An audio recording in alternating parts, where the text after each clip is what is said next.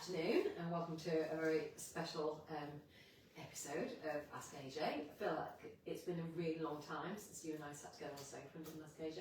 Is that why it's special? Yes, it is quite special. And we're live across the 3 branches. So if you have been living under a rock the last few years or months, you may not know that not only do we have our beautiful Windermere office, our Lakes branch of Ashdown Jones, we also now have Dales and Loon. So Dales has been open now about 18 months and Loon is brand spanking new. We've got some really fantastic team members in both those two. In fairness, we're already, the Loon Valley one is based in Kirkby Lonsdale, and the Dales is based in Skipton, so you can probably imagine that those, our two areas did converge in the centre, and we've already been selling homes in the Loon Valley, as you'll know if you live there, for quite some time now. But this gives us an extra opportunity to have somebody on the ground in the area that we're operating from the strongest, and to make sure that we are integrating ourselves as part of the community. Yeah, and we've got some beautiful homes coming Really as well. gorgeous. The market. Across all branches, actually. Kirkby's a really lovely place, isn't it? I really like Kirkby as a place. Some great places to walk, to eat, to shop. It's just a really beautiful little town. And I also really like Skipton as well. When's the last time you went to Skipton as a town? Do you ever go? Oh yeah, on the task sheet probably say turn off Alexa. It's not. I've been. It's not. I don't go often. I wasn't trying to catch you out. No, I'm just. There's a cafe in the centre. I think it's called the Naked Man.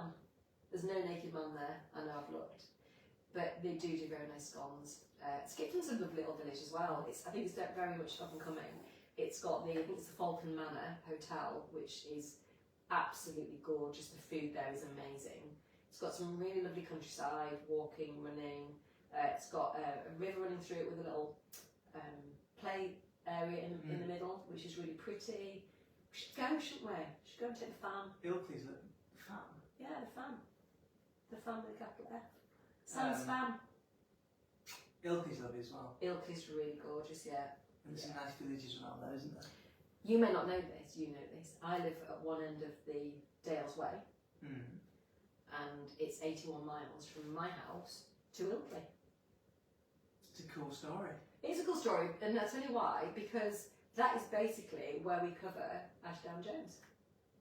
So if I walked from here to Ilkley along the Dales Way, I would see a lot of our homes and meet a lot of our buyers and sellers. Anyway, so what we're talking about on this? We're talking about our reaction wasn't a to the question. budget. Oh, I thought it was. No. You said, what are we talking about? I said what we're talking about. This is why I'm not allowed on Ask AJ, because we just argue all the time. Is our reaction to the budget, and we know it's like 3 or 4 weeks late, and the reason why, well, no, maybe a couple of weeks late, is because we've been writing a lot of content around it, and that is going to be going out over the next few weeks. If you're lucky enough to get one of our market updates, you get one of those every quarter, and so we've been putting our heart and soul into make sure that the information is current, relevant, and it shows you how it impacts you. Yeah, and what we probably should have done, which is much easier, is just sat down here and told you all. Yeah. Which So, actually, one of our very newest team members challenged us on this just yesterday. Why haven't we done a video update and reaction to the budget? Very good question. Thank you, Kieran. And so that's why we're sat here now. yeah, so there's lots going on in the budget, but there are 3 main policies which will impact us and impact our clients, and those are the 3 that we're going to talk about. So And we're not going to talk about business class flights then. I can't talk about business class flights. Okay. So the first one, and it's probably it's the one that is spoken about the most from our clients and from the appointments we've had over the last couple of weeks, and it's the furnished holiday let New taxation. new laws. tax. Yeah. You might see it called FHL. Yeah, abolishment of the relief, isn't it? Yes. And it means that those people who've just got maybe one holiday let or a second home that they sometimes let out, you are probably going to be affected the most. Why? Why? God knows why they've done it, but why are you going to be affected the most? Yes. I'm answering both questions at Go on once then. because we don't agree with this tax, by the way. Well, actually, we do on one basis. I do, which is I believe that this might put, or it's got the potential to put more of the second home properties back into the local residential rent market, which I believe needs doing. Mhm. Well, we all do really, because we've all got children that one day are going to struggle or are already struggling to get on the on the purchase market, on the housing ladder, Yeah. and in the meantime they're trying to rent somewhere in a place where there's nothing to rent. Right. So pre-budget, I was going to buy a second home in the Lakes. I needed a mortgage. Yeah. And I needed to let it out for a few months in order to pay for it. You did your sums and you thought, actually, all I need to do is get an extra sort of £10,000 a year in holiday let income, and I can just about pay the mortgage, and everything will be sweet. So what did the relief allow me to do? The relief allowed you to put your mortgage interest against, so not your mortgage capital repayments, but the portion of your mortgage that was the interest. Well, usually the biggest bit, and or any kind of finance against that house. Yeah. You could normally put that against the taxation, against the earnings that were coming in. So, in other words, you could act as a business. Yeah. You say, well, I earned this much money, but I paid out this much money in order to have the house, and therefore this bit of the money that's going to be taxed is going to be much smaller. That is no longer going to be the case. From the 1st of April next year, that's going to be abolished, and really it's got to be treated as a primary residence, which means that you cannot get tax relief back from any finance costs of that house. You can, I believe, dependent on exactly how you bought it and whether you bought it in a limited company to shelter it a little bit from some of these tax laws, you can put things like your expenditure on that house through in terms of new kitchen, new bathroom, the renovation costs of it. Definitely kind of limited company. Yeah. I don't think you can out. I think you can against CGT. I think you can, which is one of the other things. Yes, CGT. So the impact that we've seen and that we likely will see is that a lot of people will now be losing money month on month when letting out, potentially, depending on the household. Well, it's actually not dissimilar to the landlord taxation rules of a few years ago, which had a really negative impact on the kind of properties that are available now to rent, and also push rents up massively. Because let's say you were moving to the Lakes for a new job, and you decided that instead of selling your home in, I don't know, Manchester, you decided to rent it out, just to keep your options open, and so that you stayed on the property ladder. You didn't necessarily want to buy in the Lakes. In previous times, so before about 5 years ago, you could have put your mortgage against the rent that was coming in. So your mortgage might have been £1,000, you might be renting it for £1,200, all good, right? You're only going to pay your taxation on the difference. They scrapped that, 5 years ago now, with the new landlord taxation rules, which meant that you would now have to pay tax on the whole £1,200, which means that your mortgage is going to put you out of pocket, considerably out of pocket. So that then put a lot of people on the market that, couldn't afford to rent out their home, sort of accidental landlords, I suppose you might call it. And the same is happening now with the holiday lets, that those people who were only really just about making a go of it, having a second home that was being paid for a little bit by a bit of renting it out, and now no longer going to be able to do that. So basically the government has punished the long-term landlord market, long-term residential lets, and now they're punishing the people who have got short-term holiday lets. So people who've got service accommodation, Airbnbs, holiday lets through a holiday letting company, and it's going to have a severely negative impact on the holiday letting industry as a whole.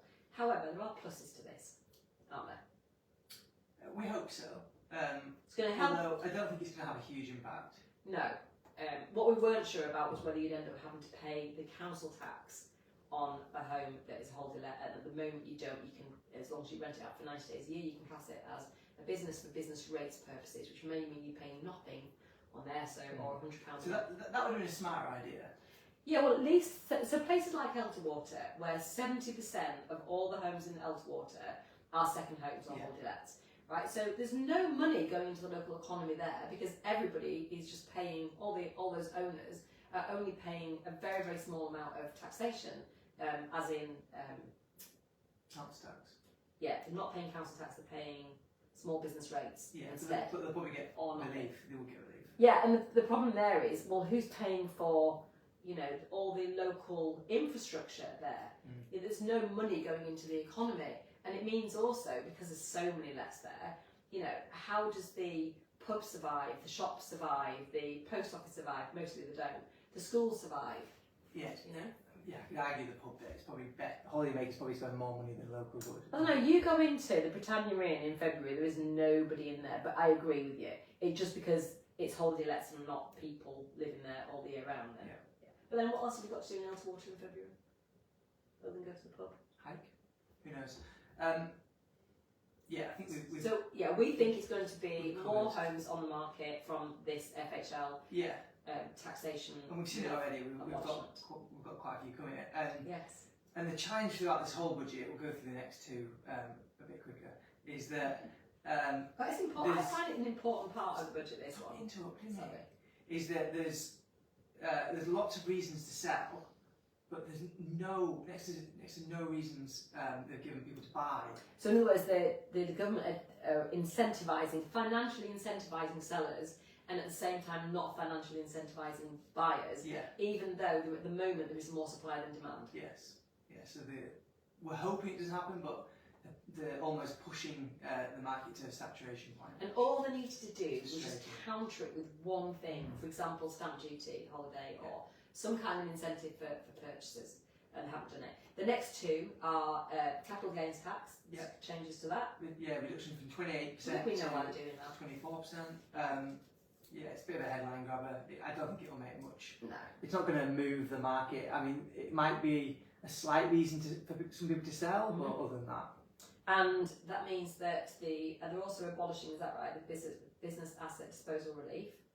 Is that right? Is that what BADL stands for? that's what it I stands for. think it's so.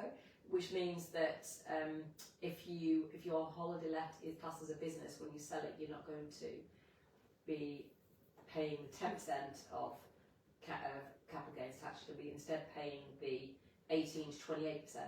Is that right? That's right. Depending on what your tax status is. Yes. Okay, so that's the changing in the CGT or capital gains tax. And capital gains tax is just the difference between what you bought something for, what you sell it for. Some things are exempt from capital gains tax, for example, your primary residence, wherever you live. And you're allowed to deem your primary residence, and you're allowed to change it.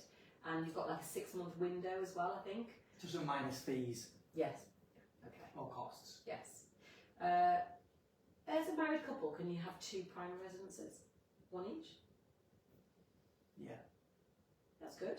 we've had clients do that. What about if you were polygamous? And the third one is the abolishment of the multi-dwelling tax relief. Tax relief, yes. And what that was, if you don't know, which it wasn't exactly spoken about often with us. That's not even and common, was actually it? the type of houses we sell. So They're not trying to solve the problem because it didn't exist. let me explain. I'm just cross with them. If that's there all. was a property with a granny annex, let's say the whole house is worth $1 million, and the annex is worth 300,000, and the house worth 700,000. What it allowed you to do is to add them together and then split it down the middle, so you pay 500,000 and 500,000 stamp duty, which keeps you in the lower bands, which saves you. Probably could save you 20 grand or something like that. On $1 million, it's probably more like 11, 12,000 Right. to save you, but it's something that we very, very, very rarely heard of or even seen. So, and homes with annexes are already quite challenging to sell. So why are you doing So, it? Why are you doing it, It was, Rishi? well, it's not Rishi, isn't it? Who is it? It's I don't watch the news. it's Jeremy. Who's the Chancellor? Jeremy Hunt. Is it? Why are you doing it, Jeremy, then? There's no reason. Why are for you it doing to Jeremy? And still nothing for people to buy, so that's the only frustration, as well as adding tax to business class flights. So it was great. Yeah. It was enjoyable. Enjoyable few weeks. I think the ultimate fallout from it all will be pretty minimal, to be honest.